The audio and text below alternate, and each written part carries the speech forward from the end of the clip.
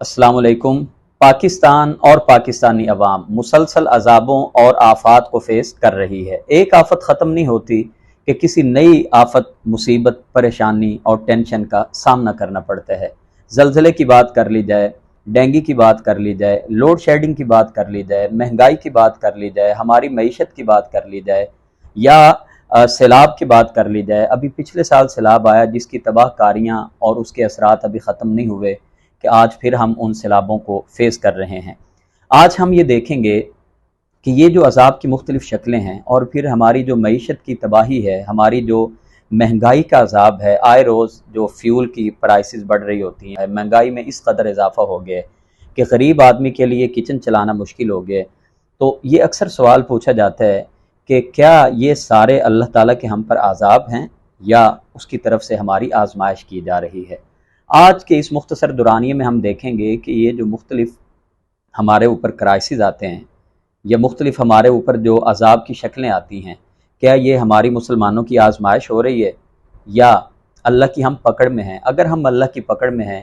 तो अल्लाह की पकड़ तो उन पे आनी चाहिए जो मुजरिमीन हैं, और जो लोग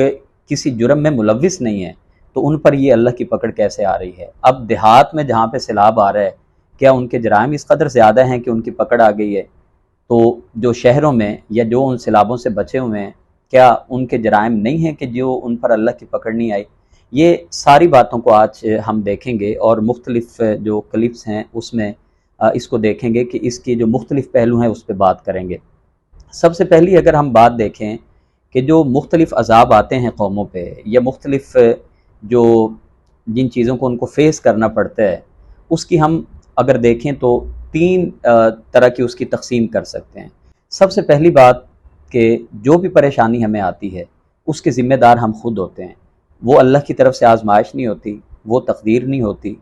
और वो अल्लाह का अज़ाब नहीं होता, बल्कि वो हमारी नाअहली, हमारी गफलत और हमारी अपनी लापरवाही की वजह से हमें उस चीज़ को, उस परेशानी को फेस करना पड़ रहा होता है। मिसाल के तौर पे आज के दौर में हम कह सकते हैं कि जो अज़ाब आ रहे हैं सैलाब की शक्ल में, हमारे हुक्मरानों ने, हमारी ब्यूरोक्रेसी ने, हमारे ज़िम्मेदारान ने उससे बचाव का बंदोबस्त वैसा नहीं किया, प्लान नहीं किया जिस तरह करना चाहिए था। अब बेशुमार चीज़ें गाड़ी के अंदर अगर एक ख़राबी है, हमें पता है कि ये ख़राबी है, जब तक इसको हम दूर नहीं करेंगे तो इस पे सफ़र करना ये जहालत होगी। लेकिन अगर उसके बावजूद भी हम उस गाड़ी पे सफ़र करते हैं और फिर हादसा हो जाता है तो वो हादसा हमारी गफलत की वजह से, हमारी लापरवाही की वजह से हुआ है। तो बहुत सारी परेशानियां जो आती हैं उसकी वजह हमारे हुक्मरानों की गलत पॉलिसियां होती हैं और उनकी लापरवाही होती है, जिसका अंजाम हमें उस बड़ी परेशानी की सूरत में हमें मिल रहा होता है। दूसरी बात यह है कि बहुत सारी जो परेशानियां हैं या मुसीबतें हैं वो इम्तिहान और आजमाइश के तौर पे आती हैं। यानी अल्लाह की तरफ से इम्तिहान और आजमाइश होता है। और हदीस पाक का जब हम मुताला करते हैं तो अंदाज़ा होता है कि ये जो परेशानियां आती हैं, अहले ईमान को जितना किसी आदमी का ईमान कवी होगा, मजबूत होगा, उसकी आजमाइश भी अल्लाह ताला उसकी कदर ज़्यादा करेंगे। कमज़ोर ईमान वाले की आजमाइश अल्लाह ताला उस कदर बड़ी नहीं करेंगे। हदीस पाक जो जामे तिरमिज़ी शरीफ में आती है 2398 नंबर रिवायत में, नबी पाक सल्लल्लाहु अलैहि वसल्लम से जनाब साद बिन अबी वक़ास रज़ी अल्लाह ताला अन्हु ने पूछा था, अय्युन्नासी अशद्दु बलाअन, कि या रसूल अल्लाह, लोगों में से सबसे ज़्यादा जो मुसीबतें हैं या आजमाइशें हैं वो किस शख्स को आती हैं? तो आपने फरमाया था अल अंबियाउ सुम्मल अमसलु फल अमसल, कि वो मुसीबतें, वो आजमाइशें अल्लाह के नबियों को आती हैं और फिर अल अमसल फल अमसल, जिस तरह जिसका ईमान का लेवल होगा, जिस कदर कोई आदमी अपने ईमान में मजबूत होगा तो उसी ईमान की मुनासबत से उस पर आजमाइशें आएंगी। अल्लाह के नबियों पर आजमाइशें आने का भी यही मकसद था कि अल्लाह करीम ने जो उनको एक मुकाम देना था या जो उनको मुकाम दे रखा है, उस मुकाम में अल्लाह ताला ने उनकी आजमाइश करनी कि ये जो मेरे ख़ास बंदे हैं ये मेरी उन आजमाइशों पे कितना पूरा उतरते हैं। कलाम पाक में अल्लाह ताला ने जनाब इब्राहीम अलैहिस्सलाम की उन आजमाइशों की तरफ इशारा करते हुए उनकी कामयाबी का ऐलान किया, व इज़िब्तला इब्राहीम रब्बुहु बिकलिमातिन फ़अतम्महुन, इब्राहीम अलैहिस्सलाम की जब उनके रब ने आजमाइश की तो वो उन आजमाइशों पे पूरे उतरे। تو اس کا مطلب ہے کہ انبیاء پہ اللہ کی آزمائشیں بہت زیادہ آتی ہیں، اور ہمارے اوپر اگر کوئی مشکل وقت آتا ہے، مصیبت آتی ہے، پریشانی آتی ہے، تو ممکن ہے وہ اللہ کی آزمائش ہو۔ وہ لازمی نہیں ہے کہ انسان کی پکڑ ہو یا انسان پر برا بختی ہو، اور ان آزمائشوں کی وجہ سے پھر اللہ تعالیٰ اس انسان کو نوازتے بھی ہیں۔ جیسے میں نے بات کی کہ اللہ کے پیغمبر کتنا بڑا مقام رکھتے ہیں، دراصل وہ ان امتحانات پہ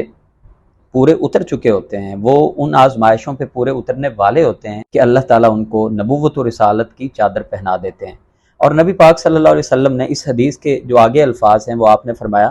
فَيُبْتَلِيَ الرَّجُلُ عَلَى حَسَبِ دِينِهِ، انسان اپنے دین کے حسب، اپنے دین کے لیول کے مطابق آزمایا جاتا ہے۔ فَإِن كَانَ دِينُهُ صُلْبًا، اگر تو کسی آدمی کا جو دین ہے وہ بڑا مضبوط ہو، اشتد بلاؤہ، تو اس پر جو بلائیں ہیں اور جو آزمائشیں ہیں وہ بھی سخت تر ہوتی ہیں۔ یہ حدیث کے الفاظ ہیں، اشتد بلاؤ۔ وَإِن كَانَ فِي دِينِهِ رِقَّةٌ ابْتُلِيَ عَلَى حَسَبِ دِينِهِ، اگر کسی آدمی کا ایمان کمزور ہو تو اللہ تعالیٰ اس کے دین اور اس ایمان کے مطابق ہی اس کی آزمائشیں کرتا ہے۔ اب یہ صحیح ترین روایت ہے، گویا کہ اس حدیث کی روح سے اللہ کی جو آزمائشیں آتی ہیں وہ ایمان والوں پہ آتی ہیں۔ اب گویا کہ ہمارے اوپر جو آزمائشیں آ رہی ہیں، یہ اگر ہم یہ کہیں کہ یہ آزمائشیں ہیں تو میں اس بات کو بالکل نہیں مانتا۔ ہمارا جو ایمانی لیول ہے یا ہمارا جو دین کا ایک معیار ہے اس وقت، وہ آپ بخوبی جانتے ہیں۔ تو اللہ تعالیٰ نے ایک فیصلہ کیا ہے کہ انسانوں کی جو آزمائشیں ہیں وہ ان کے دین کے مطابق آتی ہیں، اور ہم میں سے تو کوئی ایسا دین، اس طرح کا مضبوط دین ہے نہیں کسی کا کہ مجموعی طور پہ، معاشرتی طور پہ پورا کا پورا معاشرہ ان آزمائشوں کو فیس کرے، پورے معاشرے پہ اللہ تعالیٰ کی طرف سے آزمائشیں آ جائیں، کیونکہ اللہ تعالیٰ کا فیصلہ ہے جتنا جو آدمی دین میں مضبوط ہوگا اس کی آزمائش بھی اتنی بڑی ہوگی۔ اور ہم پہ جتنی بڑی بڑی آزمائشیں آ رہی ہیں، وہ چاہے مہنگائی کی بات کر لی جائے، وہ ہمارے یہاں کے حالات کی بات کر لی جائے، آئے روز جو نئی نئی مصیبتوں کو سامنا کرنا پڑتا ہے، تو یہ تو وہ آزمائش ہمیں نظر نہیں آتی ہے جو سیلاب ہیں کہ ہم کہیں جی یہ ہماری آزمائش ہو رہی ہے اور اللہ تعالیٰ ہمیں چیک کر رہا ہے۔ باہر صورت ایک امکانی پہلو ہے کہ اللہ تعالیٰ بعض اوقات انسانوں کی آزمائش کرتا ہے کہ یہ کیا ری ایکٹ کرتے ہیں، یہ میری طرف رجوع کرتے ہیں یا یہ دنیاوی مادی وسائل کے پیچھے بھاگتے ہیں، اور یہ کیا ان کا ری ایکشن کیا ہوتا ہے۔ تو دوسری جو صورت ہے عذاب آنے کی وہ یہ ہے کہ اللہ تعالیٰ آزمائش کے طور پہ انسانوں کو دیکھنے کے لیے وہ مصیبتیں بھیجتا ہے۔ تیسری جو بات ہے جس کو میں سمجھتا ہوں کہ ہمارے اوپر جتنی بھی مصیبتیں آ رہی ہیں، اور ان مصیبتوں کی وجہ جو میں سمجھتا ہوں وہ ہماری بد عملیوں کی سزا ہے۔ تو قرآن کریم میں اللہ تعالیٰ نے بے شمار مقامات پہ یہی فرمایا کہ جتنی مصیبتیں بھی تم پہ آتی ہیں وہ تمہارے اپنے ہاتھوں کی کمائی کا نتیجہ ہوتی ہیں۔ ظہر الفساد فی البر والبحر بما کسبت ایدی الناس، سورہ روم میں اللہ تعالیٰ نے فرمایا کہ بحر و بر میں، خشکی اور تری میں جو بھی فساد تم دیکھ رہے ہو، بما کسبت ایدی الناس، یہ تمہارے اپنے ہاتھوں کی کمائی ہے۔ سورہ شورى میں اللہ تعالیٰ نے فرمایا وما اصابکم من مصیبت فبما کسبت ایدیکم ویعفو عن کثیر، جتنی مصیبتیں بھی تم پہ آتی ہیں وہ تمہاری اپنی کمائی ہوتی ہے، اور بہت ساری تمہاری جو نالائکیاں ہیں، تمہاری جو غفلتیں ہیں، ان کو ہم ویسے ہی معاف کر دیتے ہیں۔ تو بے شمار اس پہ آیات ہیں کہ جس میں اللہ تعالیٰ نے یہ واضح کیا کہ سابقہ جو امتیں تھیں، سابقہ جو قومیں تھیں، ان پر اللہ کا عذاب جو آیا تھا وہ ان کی پکڑ کی وجہ سے آیا تھا، اور اللہ نے اس ساری قوم کو تباہ کر دیا۔ اب امت محمدیہ کے بارے میں، یہ آخری امت ہے، نبی پاک اللہ کے آخری رسول ہیں، قرآن اللہ کی آخری کتاب ہے، اب اس کے بعد قیامت ہے۔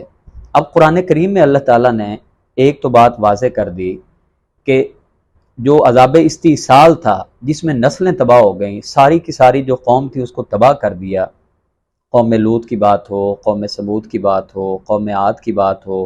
قوم شعیب کی بات ہو، یا اسی طرح دیگر کچھ اقوام کی بات اگر ہو، تو ہم دیکھتے ہیں کہ اللہ نے ان کی نسلیں تک تباہ کر دی۔ اب یہ ایک تو وعدہ کیا امت محمدیہ سے کہ ان پر اس طرح کا عذاب نہیں آئے گا، مگر چھوٹے چھوٹے عذاب اللہ نے سورہ سجدہ میں بیان کیا، وَلَنُذِيقَنَّهُم مِّنَ الْعَذَابِ الْأَدْنَىٰ دُونَ الْعَذَابِ الْأَكْبَرِ،